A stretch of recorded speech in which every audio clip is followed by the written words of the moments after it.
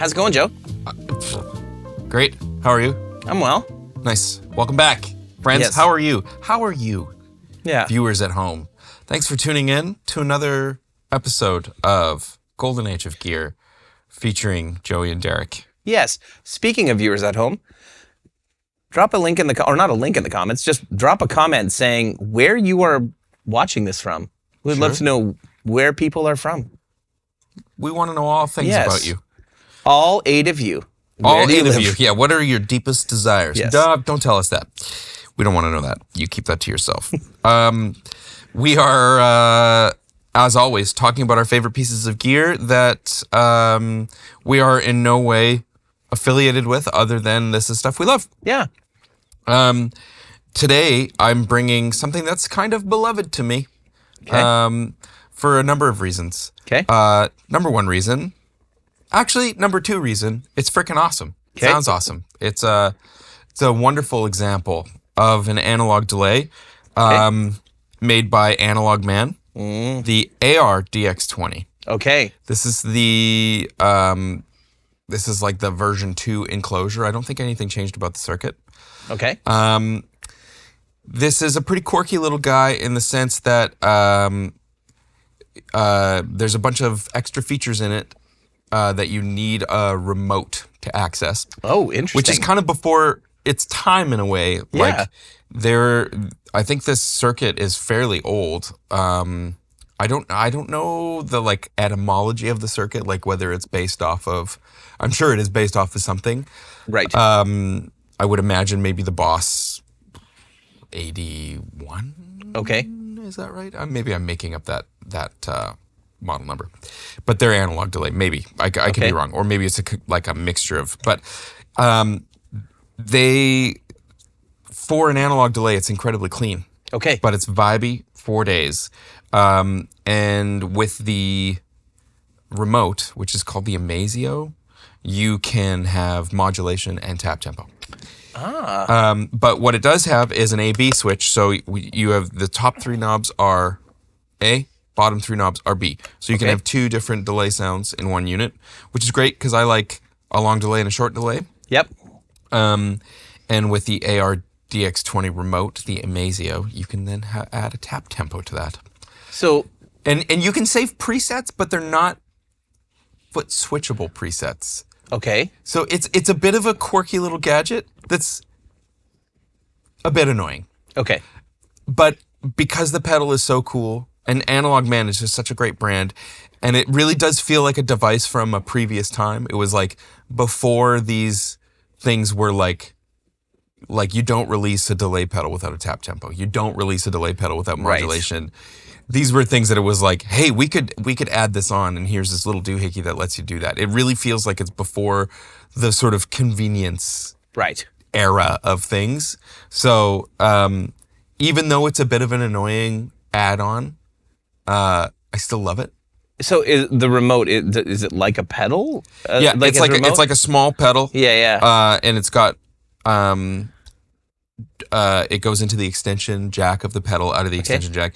There's also an effects loop, so you can add, effects to the trails. Cool. And you can also use this as a way to get dry kill out of the pedal. Okay.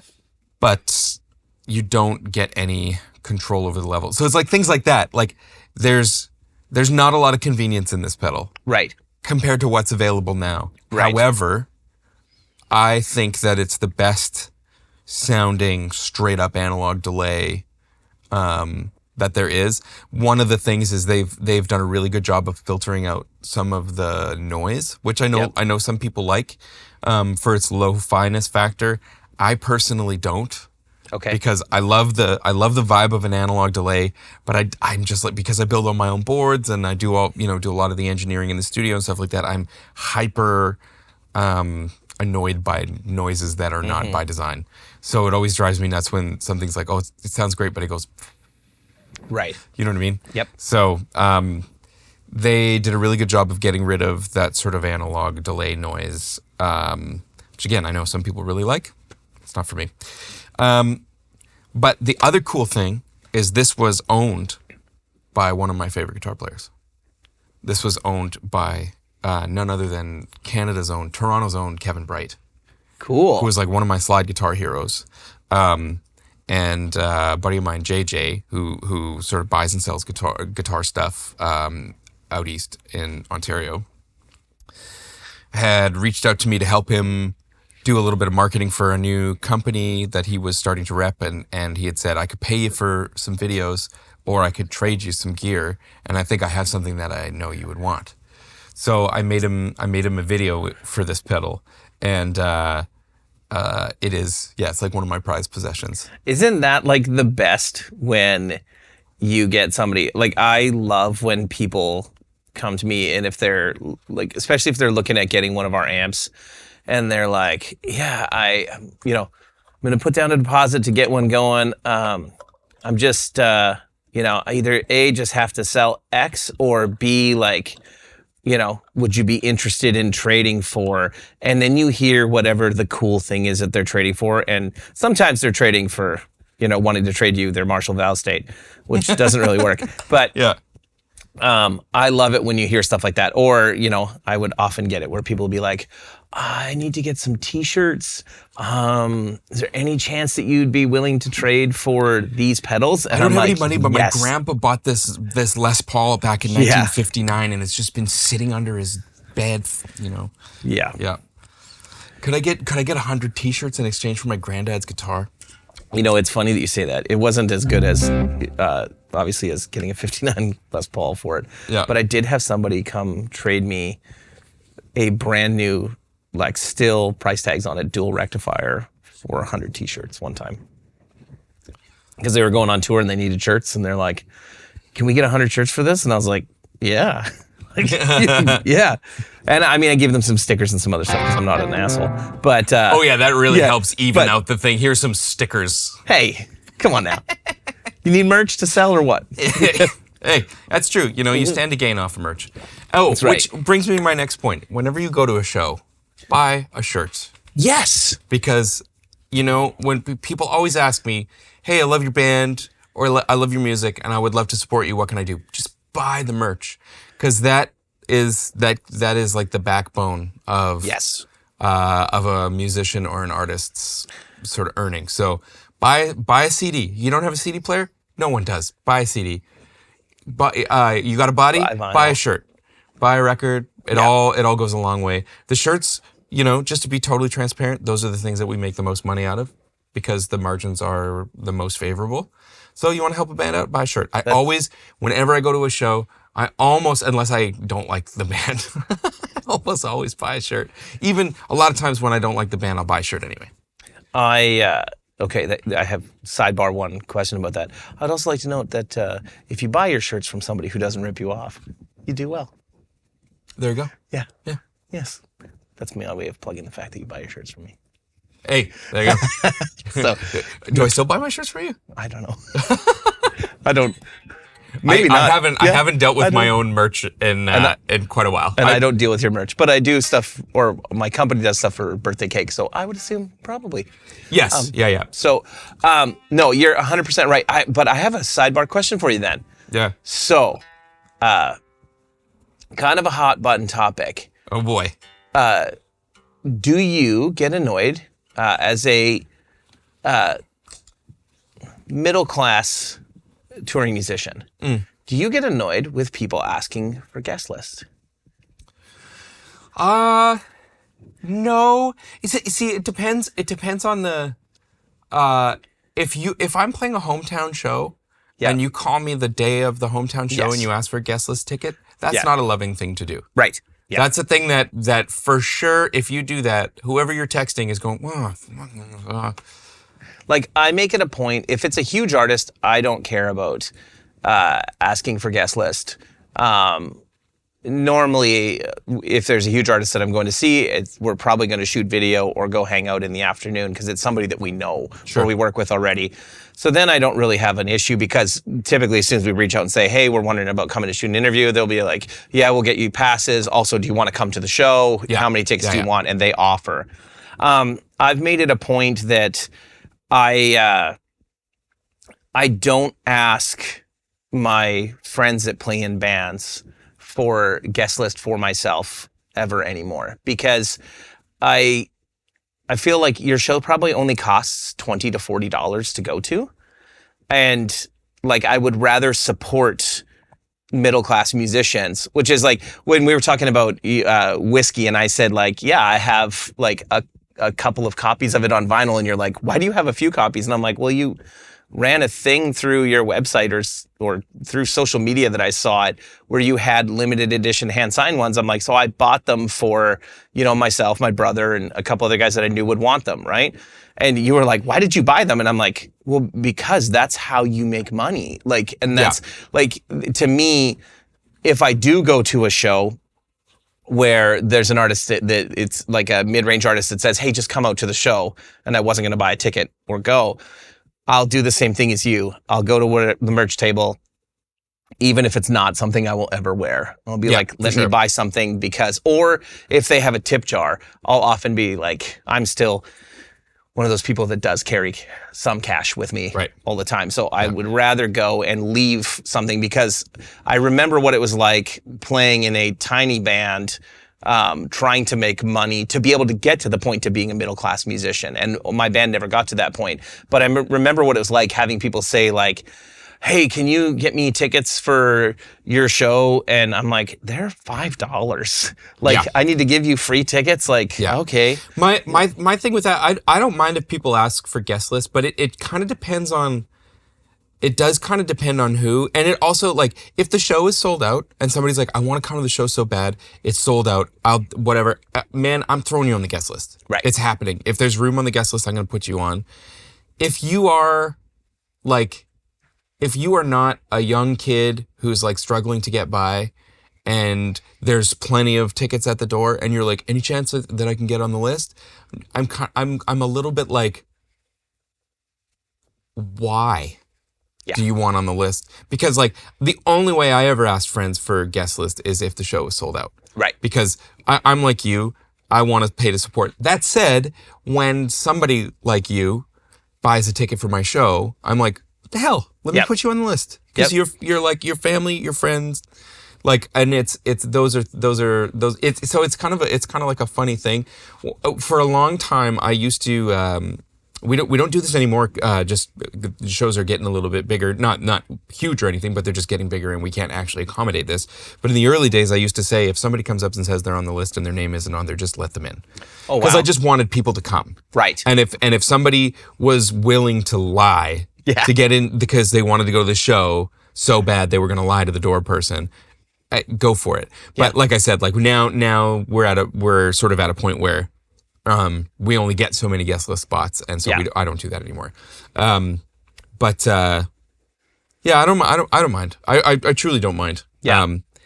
But I do always think it's funny. It's like, well, if you show up and you're like driving a Tesla and you ask me for a guest list for a show that still has 120 tickets, I'm like, oh, okay. Yeah. So I'll put you on the guest list. Thank you fancy you. little guy, Nice. And that's almost always the first person who was like, yeah, I couldn't really hear the vocals where I was standing. Like, oh, were you standing behind the speakers? Anyway, we've been talking for 13 minutes. And, sorry. My sidebar. Let's face it. This is what this show is all about. Yes. The year gets us here, but we're just here chatting about things that matter to us. And selling T-shirts and making money off the music industry is what really matters to me. That's and Derek. right. It's not about creativity or art in any way, shape, or form. It's about that cold, hard cash. Bottom line. Exactly. Baby. We be in this to get rich. So one of these years, it's not the first 10 to 15, but one of these years we're going to get there. Okay, funny sidebar. My next door neighbors are good friends of ours, and they have two young kids. And the youngest one, Louis, he thinks that I am very rich. For whatever reason, he's gotten it in his head. Because we go on a lot of trips. Yes. What he doesn't realize is, like, I travel for a living, and that's why I go on a lot of trips, and I barely make any money because we travel all over the place. Anyway, but yeah, like, whatever. He's 7 now, 6. But anyway, so his dad texted me the other day. He's going to buy a bass on Facebook Marketplace, and he sends me a picture of a like low-level Squire P bass, of which I have the exact same one in a different color. What I bought when I was living in Toronto, so I could play bass on my demos. Yep. And it's been sitting in my storage space for 3 years. Yep. Untouched, completely untouched. So I said, hey man, unless you're attached to a black bass, I have the exact same bass but in red. You could just have it. Yeah. You know, I haven't touched it in a long time, and this one is $250 on Facebook. I'll just give you mine because it's just sitting there, not doing anything. And I bought it so long ago that it doesn't owe me anything. Like, you can just have it. So I bring it over and I hand it to him over the fence, and he's like, man, are you sure I can't give you anything for it? And before I have a chance to offer, his son goes, Dad, just take it. He's rich. I thought it was so funny. Like, you know, I might be better off if I didn't have all this gear. Yeah. Yes. Yeah. If you didn't have a storage locker full of Squire P basses. That's right. Yeah. I'll give you a couple of my favorite sounds on the Analog Man dual analog delay ARDX20. Beautiful segue. Without speaking to rich people. Yeah. Without the Amazio remote, which I should have brought, but honestly, mine doesn't work. Mine actually doesn't function 100%. So, okay. Yeah, it's probably for the best. Cool. I'm going to turn up the level of the delay a little bit more than I normally would, just so that you can hear it. Yep. But so here's kind of like, here's the sort of slap delay that I use most of the time. I'm going to turn it up even more. Yep.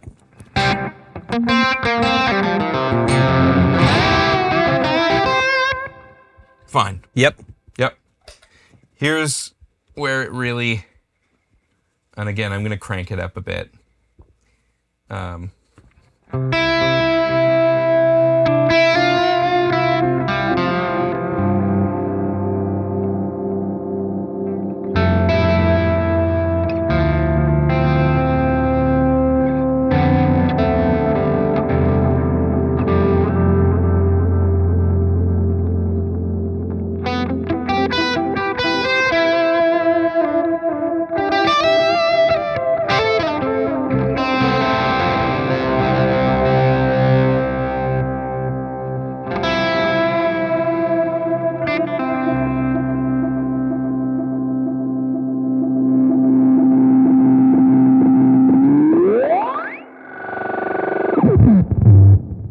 Very cool. Yeah. Okay, so does Mike still make these? Yeah. Yeah? Yeah. And they're not crazy considering what they are. I think they're like $250, $300. Yeah. This should be said because I don't think a lot of people realize this, because obviously Analog Man is famous because of the King of Tone. Yeah. Right? Which are insanely priced. Only aftermarket. Like, if you want, like when I got my King of Tone, it was $250. Yeah. Yeah. It's kind of like Klon was like that, right? Like Bill Finnegan was still selling Klons for like $250, $300. Yeah. When they were selling for $2,000. Yeah. Sorry, I interrupted you. You were going to talk about that. Yeah, I was just saying that, like, does he have the Beano boost? Is that also Analog Man? Yeah. The only experience I have with Analog Man stuff is your King of Tone, really. And then a buddy of mine had a Beano boost that I got to play a little bit of. And they both sounded great. I didn't really jive with the King of Tone. I preferred the Brown Amplification Protein when I got it, which I know is a different thing than the King of Tone, but for that style of drive, I gravitated towards that. But yeah, I think a lot of people, when they see Analog Man, because I've had friends that see them used and they're like, oh, you should pick this up. Like, this is a great deal. And I'm like, that's not a good deal. Like, not just because it says Analog Man on it doesn't mean it's worth $1,000 because the King of Tone is worth $1,000 used. Yeah. So yeah, it's interesting. It's interesting how, like, as a gear company, you can have like one piece of gear that people just kind of latch onto and it becomes this ridiculously sought after thing, but he's got an entire other product line that you can just order. Oh, and it's like dude, it's like endless. He's got so much that he builds. And granted, it's all great. Like I have a lot of Analog Man stuff. I also have a bunch of his modded SD9s. Okay. A bunch. I have 2. Okay. And they're phenomenal. They're so good. What's the SD9? It's the sonic distortion. Okay. We've talked about it in the past. I went through a big SD9 phase in the last couple years. Yeah. I find that interesting about you, actually, that like I find with drives, you go through phases where I talk to you where like, I remember like you were a huge Bluesbreaker fan. The Golden Boy was based off the Bluesbreaker, and we did the Chat Breaker, and I was like, hey, can I give you one? And you're like, yeah, sure. And I gave it to you. And I was like, man, I didn't hear anything back from him about whether he thought it was cool. I'm like, I did think it was cool. Well, I was like, I still have it. Like, I wonder if he thought it sucked. And then when I talked to you later, you're like, man, to be honest, like, I'm not really using Bluesbreakers as much now. Like, you're like, and I've watched you do that where you like move in and out of phases of different types of drives that you chase down. And I wouldn't say I do that. I would say that I like find something, and then once I actually find the sound or the feel in it that I like, then I latch onto it and I want every, like with clones, I did that where like once I've played a really good clone and then I played a real one, I was like, okay, I want every version of this to see how cool it is. Yeah. And then for me, actually, Bluesbreakers came after, right? Yeah, right. And then I'm like, okay, now I want a bunch of different versions of Bluesbreakers to see like what are the differences and what are those, you know, little, we've talked about it before, but like what's that little 5% difference? Is there, you know, does this pedal have any more of that differential in it to get you closer? Yeah. Yeah. Yeah, and I think for me, the eras, they're almost always tied to like a vibe of playing that I'm chasing after. Right. So when I was using my King of Tone, and then the Duelist was the thing that was on my board after that, and then that eventually turned into the Golden Boy. That was right after my first. Well, that was a few years of era after my first appearance on TPS. Yep. And Dan Steinhardt, he was like, "That's the pedal for you." And I got it, and I was like, "You're right. This is the pedal for me. This is you know, that's that Steel Feel Gone sound and all that stuff." And I hung my hat on that sound for a really, really long time, and it was like in a time when I think I was actively trying to find my sound. Right. And then I started to really lean into the playing styles of some of my favorite players. So the SD9 was because I had come back to the Live 2000 Mike Landau record. Okay. And those are some of my, still to this day, some of my favorite guitar tones, like on a guitar record. They are so insane and awesome and fun and over the top and aggressive and sweet and all the things. And the SD9 was at the heart of that sound, which is a pretty controversial pedal because I think some people get it and are like, this thing sounds like horse shit. Yeah. And sometimes it does, and sometimes it doesn't. So it's a bit of a weird pedal, but it's so I chased after that. And my latest thing has been like going after like really dirty tweed Fender and brown face Fender sounds, because I kind of like I really gave up on like it being important for me to have an identifiable sound, because I realized that no matter what I did, I'm just gonna sound. I'm never gonna accomplish what I want to accomplish. Right. So I stopped thinking about it, and I just started thinking about what are the things that I love about my favorite guitar players, and I started chasing after those things. And I think, if anything, it's helped me get to a place where I do actually appreciate my own guitar playing. Like, not in a like, ooh, yeah, that's good, but just in a like, I appreciate my own guitar playing in a way that I never have. Right. Like, in the sense that I no longer hate absolutely everything that I hear. Yeah. And it's not like, oh, I've found the thing and I've stopped looking, but I think I'm not trying to look for this thing that's identifiable and discernible. Right. And I'm just like, I'm leaning into the things that I love. And so when I hear myself play from that place, I can hear that and I like it. So, I mean, it's all very intangible mumbo jumbo. I don't think it's actually changed my playing necessarily, but it's changed sort of how I come to my instrument and my art. And so, what am I talking about this? Lost my train of thought.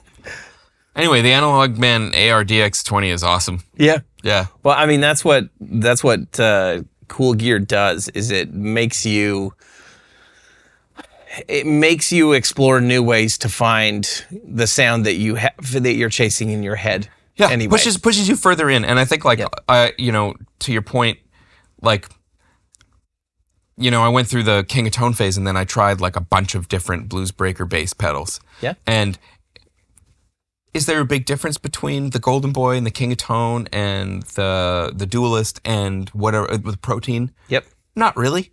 Not a huge difference. Yeah. If I had a Golden Boy on my pedal and a King of Tone on my board and a King of Tone on my board, would the audience know the difference if I played the same show in the same town 2 nights in a row? Never. Probably not. Never. Almost certainly not. But to me, that little bit of difference that you do get, whatever that person's DNA that they put into the pedal, changes the way that I am hearing things, and so it's going to change how I play. And for me, like, I don't necessarily think it's like, oh, I have to change my pedal because it's a pedal or whatever, because it changes something enough that keeps my focus. Because if I hear the same thing too often, night after night, then before I know it, we start playing a song and I'm just like, oh, I wonder when I'm going to get my laundry done on this run. Like, we don't really have any days off, so, you know. Yeah. And so it's not really about like, oh, I got to change things up because it's going to be, it's the thing that's like, it's different enough that it keeps me focused and it keeps me in the moment. And so oftentimes, like when I'm on the road, I do like to buy pedals here and there. People will be like, hey, try this out. I made this, try this. And I hang on to everything and I put stuff on my board just for that reason alone. Yep. You know, and again, it's not the audience is going to go, wow, man, I heard you in Nashville and tonight in Atlanta you were way better. Yeah. It's not like that, but if anything, it just like helps to keep me on point. Anyways, I've said the same thing over and over, but that's the thing. And the Analog Man ARDX20 is sick. Nice. I'll have to borrow yours or add one to my collection at some point. You can take it home today. Very nice. Thank you. Oh, honorable mention to the Boss DM101. Okay. They made a stereo Bucket Brigade analog delay. It's not cheap because it's extremely expensive I think the Bucket Brigade chips are really, really pricey. Yep. And because it's stereo, it has like 8 in it. Wow. So they're like, you know, a cheap one is $500. I think to buy one new, it's like $7.99. Oh, wow. They're nuts. Okay. But holy mackerel. Sounds awesome. Oh, it is phenomenal. And it's got a bunch of features, tap tempo, presets, MIDI, all that stuff. You know, and then the other, while we're on the topic of analog delays, my other, aside from this one, my other favorite analog delay is the Chase Bliss Therme. nice. Okay. Yeah. I have the Mood. That's the only Chase Bliss pedal that I have. That's a very cool pedal. But Yeah. the Therme is analog, where Okay. the Mood's all digital micro looping stuff. Okay. Little sidebar that we'll have to talk about in the future is Boss pedals. Boss pedals in the world of like we're in in the golden age of gear that we live in. They kind of get looked down upon by a lot of people, and we don't look down upon Bubbly. We love Bubbly. Mainly Joey loves Bubbly. So I feel like people don't give Boss pedals enough credit for how good they actually are. Boss pedals are so sick. Yeah. Yeah. And yeah, but because we're all used to, you know, they're 100 to 100, well, starting out like 50 to 150 bucks. Yeah. You know, forever ago, people think like, oh, that's not cool, that's not boutique, but still some of the best sounding pedals on the market. So if you see Boss pedals used, snatch them up. Totally. Yeah, good stuff to have. The VB2 vibrato pedal, Yeah. so cool. Very Yep. cool. All the Waza stuff is really good too. Yeah. Yeah. Yep. I mean, but if you can find the old versions as well. I mean, all of it. It's all good. Yep. I think they got cheesy because like you could buy like all the pedals for like $500 in that like extruded plastic pedal Yeah, board yeah. case. You know, the one that like Prince's pedal board Yep. was that pedal board, but the big version, and it was all Boss pedals. Yeah, like you're the rainbow of Boss pedals. on Yeah, here. yeah, yeah. Yeah. But it's like, Dude, they're killer. Yep. They're so killer. When I played in a band, I mean, a lot of the kind of boutique brands didn't exist, at least here. Like Winnipeg didn't have a lot of this stuff in the late 90s and early 2000s. But, you know, I had like the Boss, like the TR2, like the tremolo, the phase shifter, you know, the like just regular chorus and all of those kind of stuff. I mean, those were the mainstays that I played with. The TU2, like tuner. It was the first pedal I ever got. Yeah? Yep. Got it for Christmas instead of an RC car. Actually, I did get him getting the RC car, but my dad tricked me into thinking he didn't get it for me. And instead he bought me a tuner. And I was like, I thought it was going to be the RC car. But then it was the RC car. Merry Christmas. So Christmas was saved. Christmas was saved. But yeah, my first pedal was a Boss TU2. And then I sold it to my friend. And I wish I hadn't. He needed a tuner more than I did at the time because I had another one. Yep. But then he sold it, and I was like, dang, I should have kept that thing. My first pedal was the DoD Hard Rock Distortion. Hell yeah. And I have it still. And I have the... If anybody knows what happens to my TU2, if you bought a TU2 off Kyle Cobb, get in touch with me. I want it back. Yes. And I'm not mad at Kyle, for the record. I did sell it to him. It was fully his. It was my mistake. Yeah. Happens. Anyways, so this week's episode is sponsored by Regret. Yeah. And we'll catch you next time. And shame. We'll see you next week.